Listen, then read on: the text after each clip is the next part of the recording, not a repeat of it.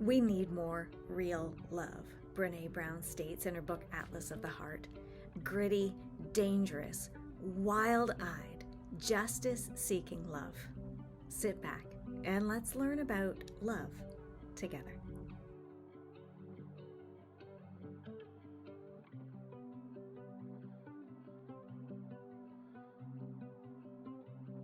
Welcome back. My name is Julie Mullins. I am a licensed professional counselor in South Carolina, and we've been studying the book Atlas of the Heart by Brené Brown, and it's a book about emotion. It's the culmination of her research, and she does her research through lived experience. And the interesting thing about the emotion love is that there is some debate among researchers as to whether it is in fact an emotion. Now, I think that you and I would probably agree we do feel love. Love is this emotion. We want more of it, and we don't often see it. It's love.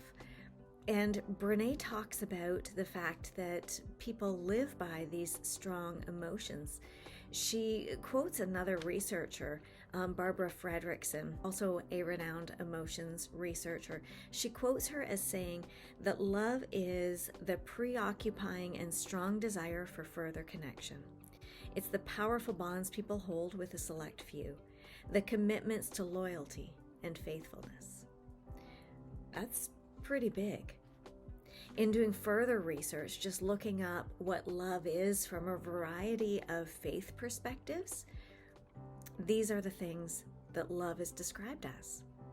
Love is patient, kind, not self-serving, not easily angered, not arrogant or rude. It keeps no record of wrongs. It doesn't boast. It doesn't dishonor others. It rejoices with truth. It's compassionate. It's appreciative joy. It's equanimity. It's unconditional. It's generous. And it's nurturing. It's not irritable or resentful. It's not arrogant or rude. It doesn't insist on its own way. In essence, love is an emotion of connection that sees the other person. There is connection, respect, and deep understanding of where another person is.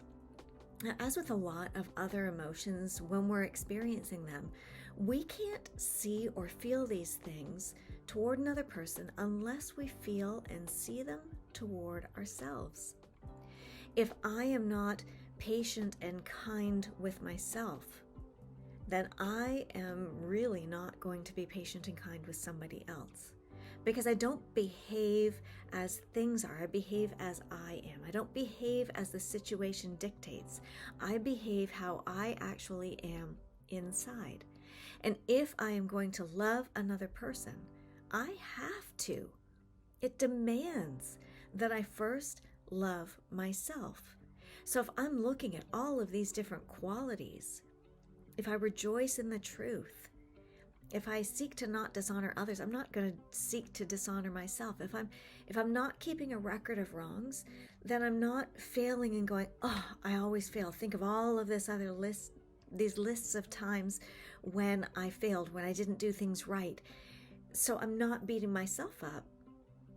I'm accepting and loving myself. Remember that self-compassion piece that we talk about. It's so important. We think, oh, I need to beat myself into better behavior or beat myself into being a better person. But the research does not flesh that out. If I'm going to be able to lean out and lean into and love other people and see other people where they are, and be able to accept them and keep a short list of accounts, I need to first do that for myself. Now, love doesn't include clinging, neediness, lust, confusion, fear, and grasping. If we're in a relationship with somebody with those things, we would say this doesn't feel like a loving relationship. And yet there are so many portrayals of love in movies and in books that demonstrate clinging and lust and neediness as being components of this true passionate love. And That's not true. Love is patient. It is kind.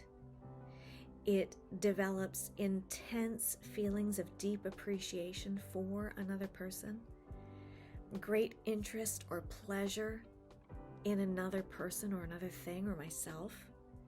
It's something that I enjoy very much, is love. If my relationship, if the situation doesn't include those things, then I don't have real love. Then I need to look at the situation. I can develop love. I can choose to look for things that I appreciate in another person or another situation. I can choose to love them as a common human being with that common humanity.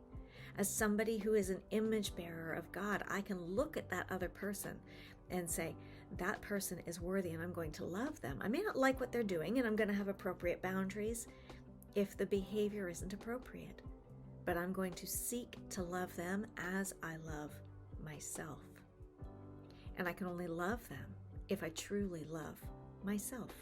Bell Hooks is a professor, a social critic, an author, an emotions researcher, and she writes about many things. She did write about love and about lovelessness as well.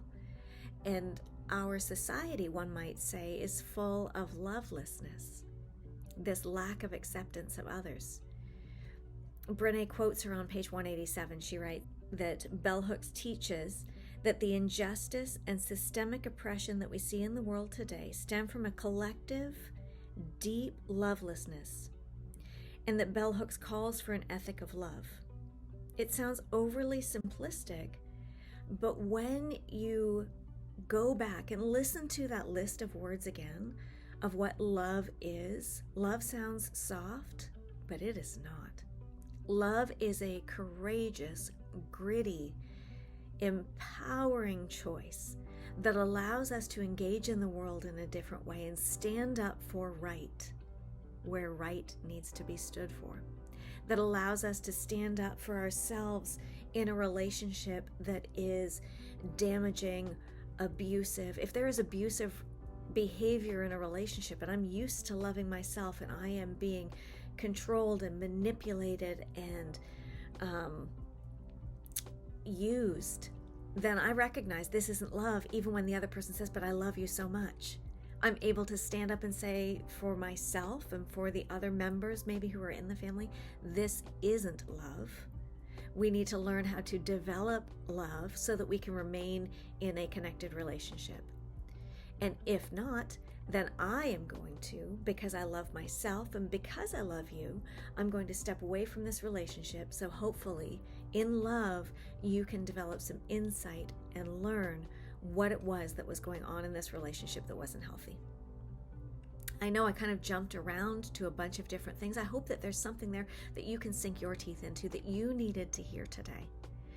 Above all else, though, I want you to know that you are loved. Here at Orange Therapy on YouTube, in my practice, and in my heart, you are loved and accepted right here exactly as you are.